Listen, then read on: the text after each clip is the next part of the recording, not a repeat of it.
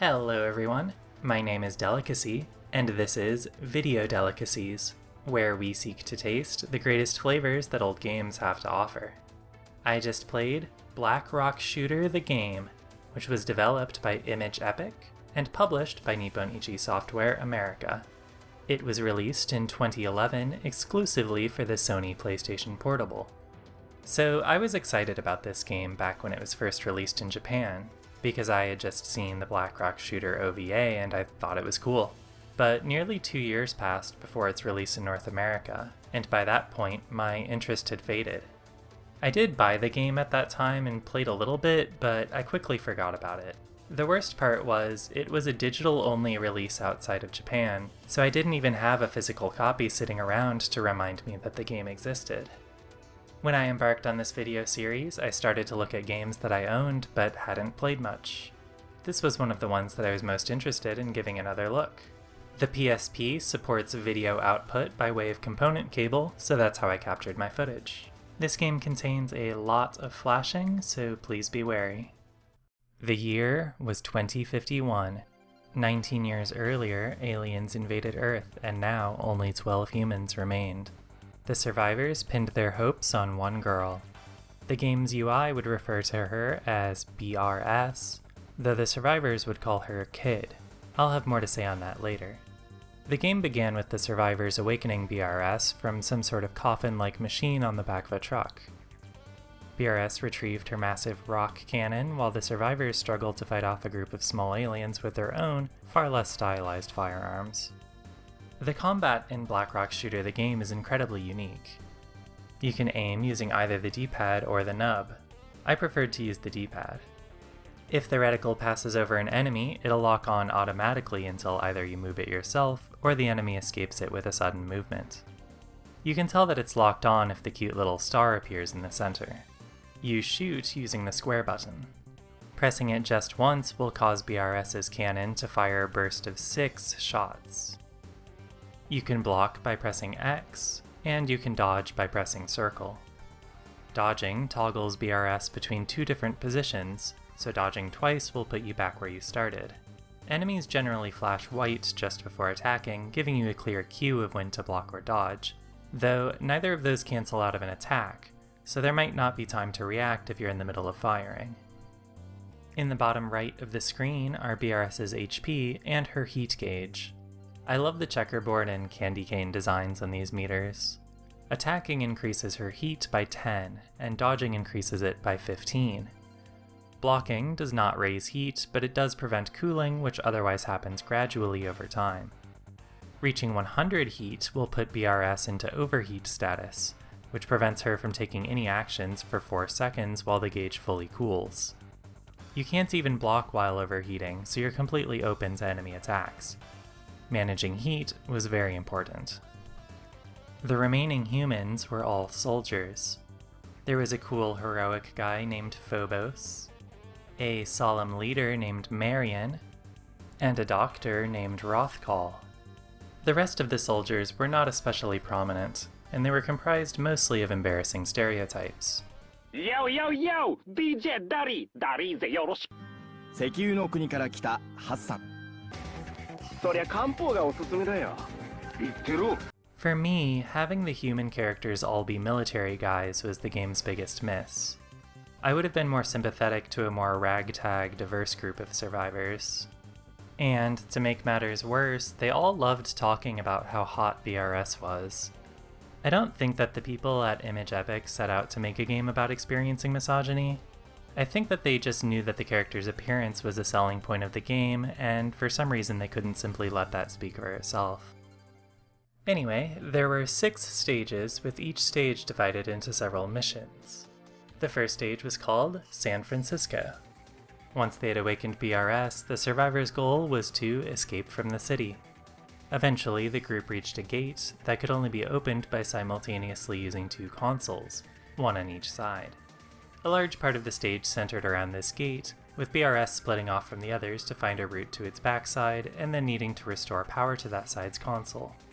Naturally, there were many aliens to fight along the way. Raising BRS's level increased her stats, but to learn new skills I needed to complete optional side objectives called challenges.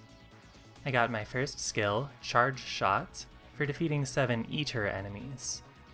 Up to 4 weapon skills can be equipped at once, 1 per face button. They can be used in combat by pressing the corresponding button while holding R. Weapon skills are powerful because using them doesn't raise the heat gauge. Instead, each skill has its own cooldown value dictating how frequently it can be used.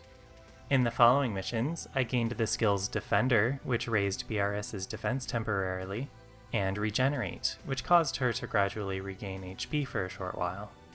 You can obtain consumable items from boxes or as drops from enemies. You can then use them in battle by pressing the L button. Opening the item menu pauses the game to allow you to select the item to use.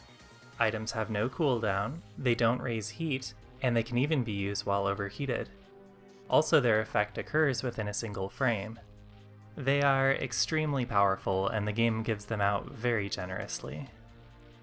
Just before BRS could reunite with the survivors, she encountered the first of the Class A aliens, the game's antagonists. This alien's name was Me. BRS asked Me if she was an enemy. Me's answer wasn't clear enough for her, but luckily Phobos showed up to spell it out. At the start of each major boss battle, a fun screen would appear featuring character portraits alongside the words, "The Game." It's goofy, but I love stuff like this. The first thing that I noticed while fighting Me was the big ×2 next to her health bar, which indicated that the fight had a second phase. The experience of thinking I've beaten a boss only to learn that they have a surprise second health bar is not one that I particularly enjoy, so I thought it was cool of the game to make this information visible from the start. This being the first boss fight of the game, it wasn't terribly challenging. Her attacks were mostly designed to test the player's dodging ability, like this one, Dance of Death, which alternated between attacking left and right. I depleted her second health bar, but the fight wasn't quite done yet. Each of these boss fights ends with a brief mashing segment, while the two combatants clash with one another. I don't feel like this mashing adds much, but it does introduce an accessibility issue for some people, so I think the game probably would have been better off without these. The animations that accompany them look sick though. Once Me had been defeated, I was treated to a look at the remaining Class A aliens. It was fun to get this glimpse at all of the cool characters I'd be fighting later, right after beating the first of them. I'm a big fan of these weirdos. Their colorful designs and big personalities were a welcome contrast to the bland human characters. Maybe I should note here that Black Rock Shooter the game's scenario was written by Kazushige Nojima, who is also the writer for Kingdom Hearts 2. Why do I bring that up now? Oh, no particular reason. Something which I found interesting about the Class A aliens was that the game had 2 different spellings for each of their names. There was a human spelling, which was used in subtitles where it appeared between chevrons, and there was also an alien spelling which appeared in the UI in some other places, such as during the post-boss mashing minigame. For reference, here are the names of all of the Class A aliens met in the game. I like this as a stylistic choice, even though it doesn't really make a lot of sense. In the first mission of Stage 2, all that I needed to do was go around talking to all of the survivors in their base. I found out that their next operation was going to be in New Jersey, where they were going to retrieve 2 aircraft called the Draco and the Brunhild. Meanwhile, BRS was to go to New York City and act as a diversion. Marion called BRS by the name Stella, though she reacted as though she hadn't heard the name before. The first proper mission of New York City was called Operation Piggy Ninja, apparently named in reference to a TV show that Phobos saw as a kid. Unexpectedly, this mission started out with a driving segment. BRS was riding into Manhattan on a vehicle called the Black Trike. I could press left or right to change lanes. If I dodged out of an enemy's lane just before colliding with it, BRS would attack with a sword slash. After destroying 5 enemies in this way, I could press the square button to fire the trike's guns. The shooting lasted surprisingly long. I really appreciate the design of this. The game asks you to play risky now in order to buy yourself some safety later on. In general, I thought that this was an incredibly fun and stylish minigame. My only complaint is that there were only 3 of these trike segments, and all of them were here in the New York City stage. I think that they could have been spread out a little more. BRS learned a few new skills in this stage. Volcannon deals a lot of damage, but leaves you vulnerable for a spell while firing. You can adjust your aim while it's active, but not dodge or block. Skill Boost is an interesting one. It doesn't do anything on its own, but it enhances whichever skill you use after it, and it has a relatively short cooldown. This was my 5th weapon skill, so I had to remove one of the previous ones in order to equip it. I chose to cut Defender. Sometimes you can find new skills in yellow item boxes. Here I got a passive called Max Up. Unlike weapon skills, there's no limit to the number of passive skills that you can have equipped at once, but the game does let you toggle them off in the menu if you want to. Max Up was the only passive that I opted to not use, because it increases the amount of experience earned. The human team recovered the 2 aircraft, and for the final mission of the stage, BRS needed to ascend to the top of a skyscraper for extraction. Awaiting her there was a Class A alien named MZMA. Once again, the game was on. As with me before, I defeated MZMA's boss battle on the first try. I had to use a number of repairer items to get through it, but that wasn't an issue since I didn't use items on any of the normal battles throughout all of New York City. After the fight, Rothkal picked up BRS in the Brunhild. He explained that it was built for her to pilot, but he wasn't too happy once she took over flying. With the 2 of them alone together, BRS was able to ask Rothkal something that had been weighing on her. She wondered why she wasn't included whenever the survivors counted the number of remaining humans. He explained that she was an organic armament, an enhanced clone designed to grow to adulthood in only 6 months. Specifically, she was cloned from an idol named Sing Love. I thought that this was kind of cute given the real-world relationship between the Black Rock Shooter character and Hatsune Miku. Rothkal tried to reassure BRS that despite all that, she was still a human just like the others. But she wasn't convinced that he believed what he was saying. Meanwhile, the others on board the Draco picked up a distress signal coming from Russia, and so they all headed there in hopes of finding another survivor. So, depending on how exactly you want to count it, you might call this the 3rd major piece of media in the Black Rock Shooter franchise, following the music video and the OVA. There were a couple of different manga at around this time, including one that adapted this game. And then there was also a TV anime, but that aired between this game's original Japanese release and its later North American one. Anyway, if you're not familiar with the franchise, don't worry. This game has basically nothing to do with the rest of it. It has its own setting and its own story. Aside from general vibes and having a main character who's called Black Rock Shooter, there's very little commonality. Notably, the original Black Rock Shooter song, which kicked off the entire franchise, is nowhere to be found in the video game. The game instead opens with a much worse song by the group 10K Rock. Stage 3 was called Moscow. Unlike the 2 city stages before it, most of this one took place on a snowy plain, though there were places where I could see buildings frozen in the ice underfoot. I was very keen on the music in this area. It's what you're hearing right now. This game's soundtrack was done by Manabu Namiki, who is mainly known for composing music for shooting games like Mushihime-sama and Death Smiles. It definitely sounds a lot more like STG music than it does RPG music, which contributed a lot to this game's unique flavor. One touch that I appreciated was that the stage music continued to play during normal battles, letting me enjoy each area's background music uninterrupted. The music would only change to a separate battle theme for bosses and sub-bosses, but those tracks were good too. New skills here included Stun Snipe, a skill which would stun whichever enemy I was locked onto, temporarily preventing it from moving or attacking, and Blade Kill, a sword attack that dealt increased damage if used on a stunned enemy. The obvious synergy between these two was strong, and so they replaced Regenerate and Volcannon in my loadouts. I unironically love the giant bouncing arrows and X's telling the player where they can and can't go. These really helped a lot to keep the environments readable on the small PSP screen. Also, different missions used different overlapping parts of the same overall stage, so it was a convenient way of showing which paths were available at any given time. While BRS searched for the source of the SOS on the ground, the survivors were fighting aliens in the skies above, but their battle wasn't going well, and BRS was powerless to help them. While waiting for instructions from Rothkal, she received a call from Marion. He told her that he used to be part of the NOAA project, an attempt to preserve life on Earth in the form of data. He had been tasked with getting a sample from the last living polar bear, but something went wrong. Before he could finish the story, he was interrupted by Phobos. Okay, so remember when I mentioned earlier that the survivors refer to BRS as Kid? Well, this game's voice acting is in Japanese, there's no English dub. So every time that I read the word kid, I was hearing the voice actors say, Ojo-san. Ojo-san. However, in this moment of crisis, Phobos instead called her Ne-chan.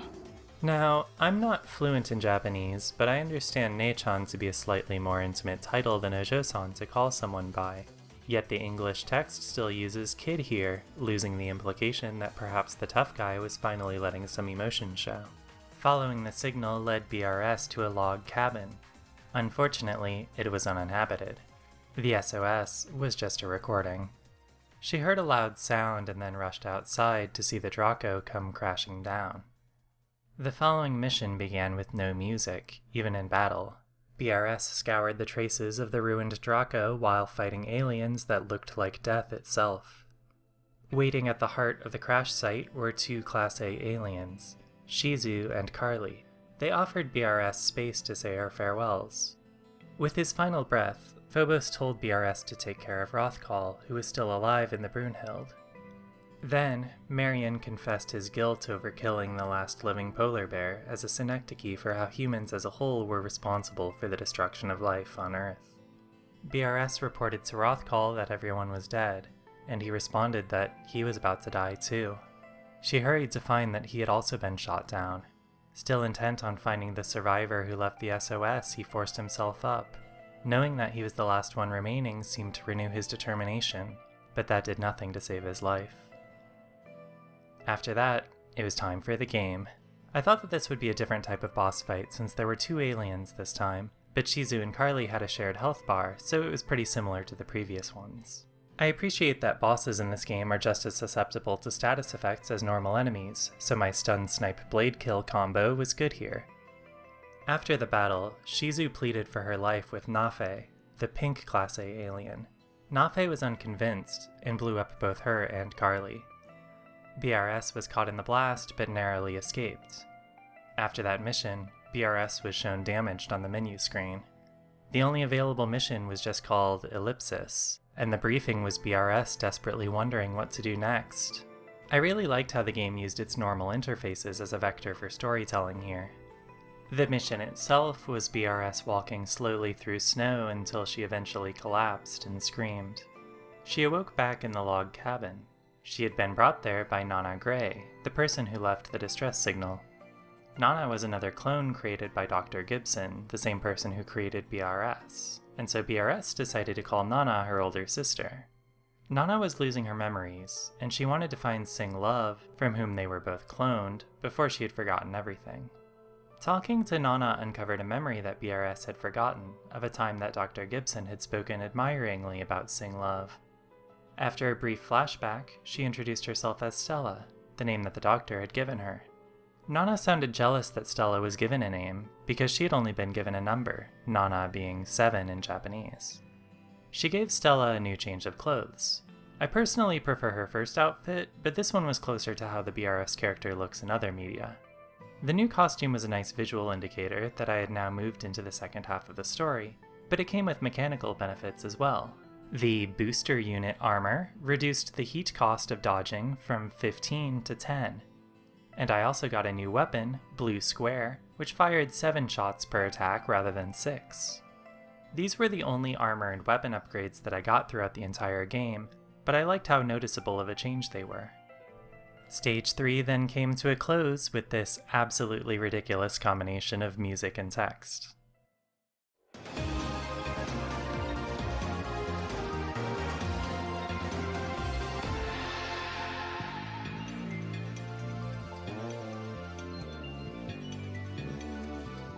Unlike in the OVA, where the Blackrock Shooter character was voiced by Kana Hanazawa, Stella's voice in Blackrock Shooter the game was provided by Maya Sakamoto. Sakamoto is an extremely prolific voice actress.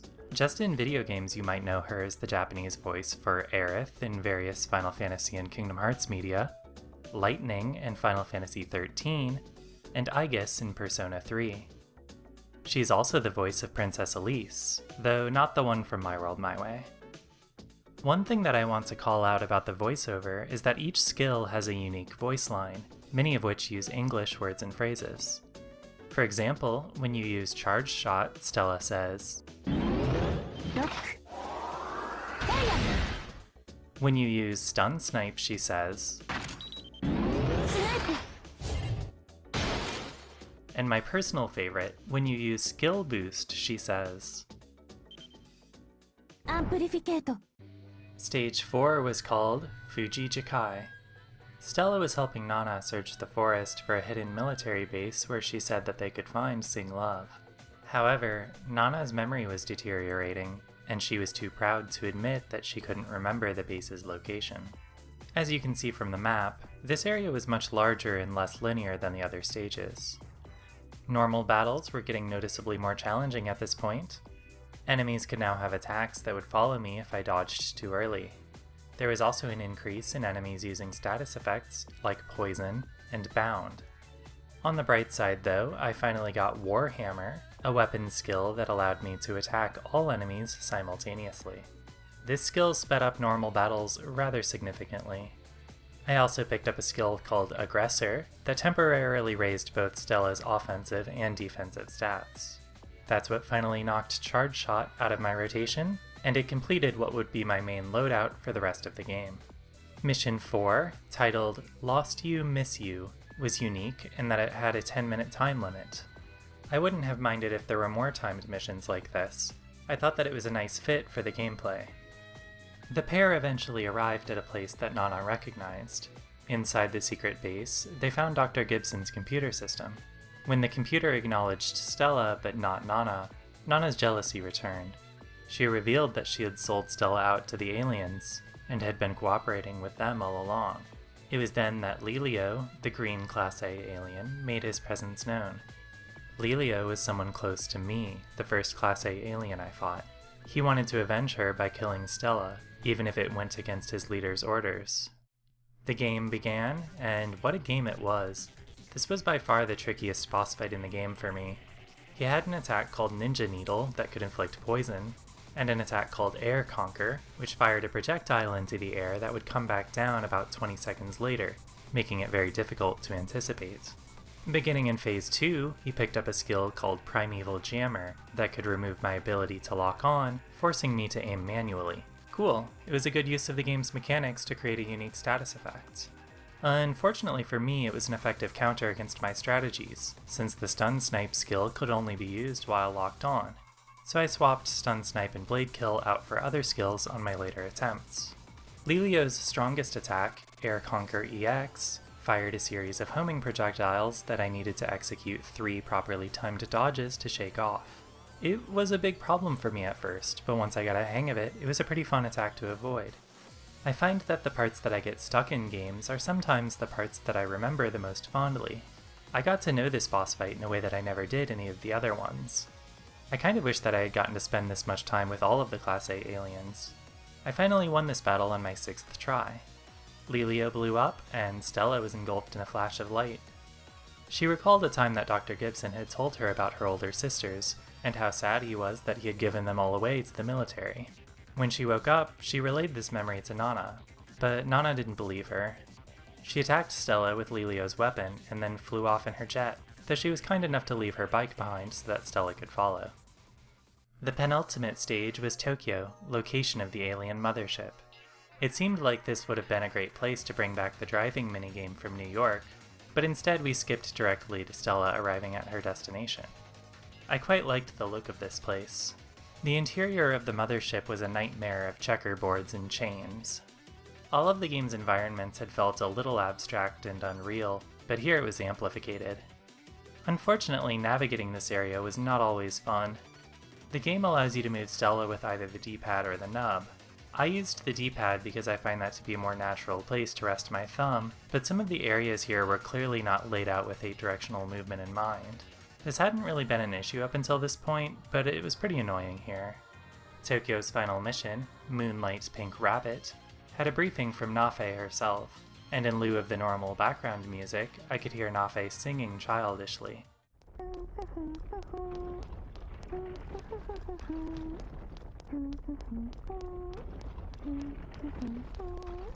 Once I reached the elevator where she was waiting, Stella overheard Nana giving herself over to the aliens' leader, the General. She had to hurry to save her sister, but MEFE wasn't going to let her go without a fight, and so the game was on. Unlike all of the other bosses who were fought one-on-one, MEFE was surrounded by a bunch of weaker enemies called mini-rabbits. During Phase 1, MEFE herself was invincible, so I could only hurt the rabbits. Once 5 waves of them had been defeated, we moved on to Phase 2, where I could now damage MEFE directly. She continued to summon more rabbits, but I ignored them and focused my damage on her, which ended the fight very quickly. I was a little sad to win this one on the first try, because as a character, MEFE was my favorite of the Class A aliens. It was still a cool fight, but LLWO was a tough act to follow. As the stage concluded, Stella heard Nana's voice begging her to run away, but despite everything, Stella remained determined to save her. Normally at around this point in the video, I would compare the game's various boxes. Black Rock Shooter the game only had a physical release in one region and on one platform, so there's only one box to talk about. In the center, we've got Stella, Nana's in front of her on our right, and behind her on our left is a character we haven't met yet. I like the way the characters are layered. It lets our mystery character nearly fade away into the white background. Her presence is felt, but it's clear that she's not friends with the other two. I also like that the checkerboard pattern, one of the hallmarks of Black Rock Shooter's style, is present here, but in a subtle way that doesn't distract the eye from the strong black and white contrast going on with the characters. What's not subtle at all is the game's logo. It's got a ton going on, but I think it works. This sort of stylistic loudness suits the game really well. I do wonder if this had gotten a physical release internationally if a more readable logo would have been designed for it. Lastly, I want to say that I find it very funny that Imageepoch put their own logo on here twice, once in the bottom right, and then again in the top left where it's accompanied by the game's genre. And in case you are worried that they only put that on there once, the letters RPG are the first text on the back of the box as well. Hey, what is the least you've ever expected to go to the moon in a game? Was it Final Fantasy IV? Super Mario Land, 26 golden coins? Maybe it was Dark Cloud. Anyway, this one wasn't quite as surprising as those, but Stage 5 of Black Rock Shooter the game was the moon. Every other stage had 5 missions, but the moon only had 2. This was a cool stage to look at, but navigating it was disorienting. There was a lot of jumping from platform to platform, and I found myself checking the map frequently because I was never sure where each jump was taking me. It didn't help that the map represented jumps as solid lines, and walking transitions as dotted lines, which was reversed from my intuition. It was also not ideal that the jump indicators were tiny and white, given the color of the environment. Strange how these were so subtle given the unmistakable clarity of the big arrows and X's used to aid with navigation elsewhere.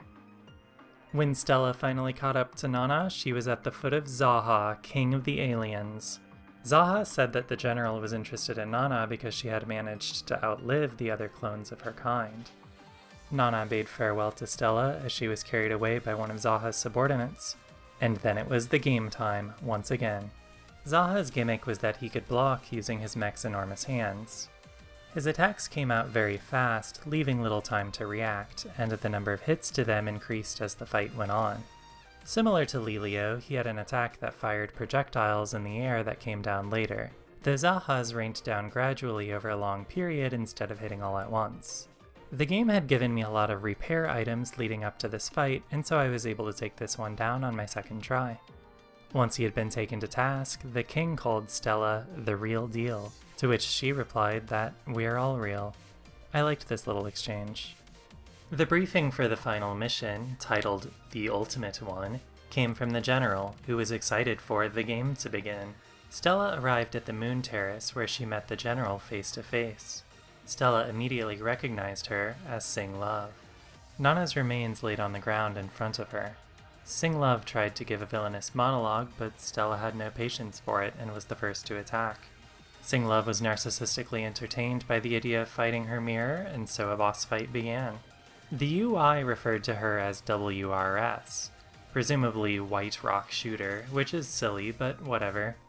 This game's self-seriousness in the face of stuff like this made it work for me. On my first attempt, I was defeated pretty quickly after being caught unprepared for an attack called Dead End, but I crawled back after that and won on my second try without much trouble. It was a really sick fight visually, but WRS didn't have any tricks that I hadn't seen before. Once her health bar was depleted, Stella went for an attack that, against any other boss, would have initiated the mashing minigame, but WRS teleported out of the way and smirked at her. That was when the final of the game truly started. In the second battle, WRS switched from wielding a scythe to using a cannon similar to Stella's. She had a skill called White Doctrine that put the ominous phrase, "The final countdown has begun" on the screen, but I'm not sure what it actually did. She also now had her ultimate attack, Grateful Sun Ray. It had a ridiculous over-the-top animation of her cannon firing a sun that then split into several smaller suns as it slowly approached. It was really flashy, but it was nothing that I couldn't block. After that was the usual mashing segment as the two of them met swords. Thinking that I had won, I set my PSP down at that point. So I was caught off guard when there was then a second mashing segment as the two fired their cannons at one another. And after that, the swords came back out for a third and final bit of X button pressing. This time, the game was over. As she was dying, WRS said that she didn't care which of them won. As far as she was concerned, both of them were her. Stella dropped her weapons and took her opponent's hand in hers. The last thing she said was, "I am," and then the credits began. It appeared to be a bleak ending in which Stella was the last person, human or alien, left to inhabit the Earth. After the credits had rolled, however, there was one more final scene in which I saw Stella in the Arctic with two polar bears, implying that she had found a way to use the NOAA Project's data to restore the planet's lost life. In keeping with that hopeful tone, the previously gray title screen changed to display a bright blue sky, and its background music changed as well. Completing Blackrock Shooter the game took me 10 hours and 9 minutes. There seems to be a fair amount of bonus content that you can unlock by replaying missions, but I only played each mission once. Apparently there's even an alternate ending in which Nana survives. That sounds cute and all, but 10 hours felt like the perfect length for this game, and so that's where I left it. There was a lot that I liked about it, but my favorite aspect of Blackrock Shooter the game was its innovativeness, and I mean that in two different respects. The first area in which it innovated was gameplay. Now, I haven't played every video game ever, but I don't know of any earlier game that plays quite like this one. The way that it takes action RPG combat and abstracts the movement down to swapping between two positions is brilliant. Reducing movement to a button press frees up the left thumb to control the reticle, giving the player the feeling that they're the one aiming the cannon. It also ensures that the action is always legible, even on the PSP's small screen. And the best part is, the game is brief enough that it doesn't outlast the novelty. Gameplay aside, Blackrock Shooter the game also innovated as an adaptation. My favorite adaptations in video games, as in any other medium, are the ones that seek to distinguish themselves from their originals. One licensed game that I think about a lot is Clue for the Sega Genesis. At first glance, it might appear to be simply a digital recreation of the popular board game. However, there is a key difference. Rather than revealing cards in other players' hands, suggestions give you logic puzzle-style hints, such as Miss Scarlet was in the lounge, or the revolver was not in the ballroom. I love how it leverages the ability for a video game to do things that a physical board game cannot in order to create an experience that is both unique and familiar. I feel like Blackrock Shooter the game is a lot like Clue for the Sega Genesis. It takes the core premise of the franchise, which is to say, what if there was a cool girl who fought other people who were also cool, and gives that premise a new context that better suits the strengths of a video game. It's unique, and it's also familiar. It would be nice if more licensed games had been afforded the kind of creative freedom that these two had. I had a really good time with this game. It was interesting, stylish, and short. What more could I ask for? Thank you so much for watching. I'd like to take this time to announce that I now have a Patreon. You can find the link in the video description. Making these videos takes a decent amount of work, and if you want to help me continue doing it, the best way for you to do that is by supporting me there. If you're not able to do that right now, no worries, you can still help me out as always by pressing the like button or by leaving a comment. When it comes to rankings, the clearest comparison to Blackrock Shooter the game is Fragile Dreams. Both of these are style over substance games, and I don't mean that derogatorily. Style is a totally valid thing to prioritize. I liked the story far better in Fragile Dreams, but I liked the gameplay a lot more in Blackrock Shooter. This ranking is mostly about how much I enjoyed playing these games, and on average, I think I was having more fun when I was playing this one. Fourth would be a fine place to rank this, but I want to acknowledge that it had my favorite soundtrack out of any of the games on this list. Music is important to me in games, and so I'll bump it up one position and give Blackrock Shooter the game third place. Next time, I'll be playing an English fan translation of a game released in Japan in the year 1999. I hope I'll see you back here then.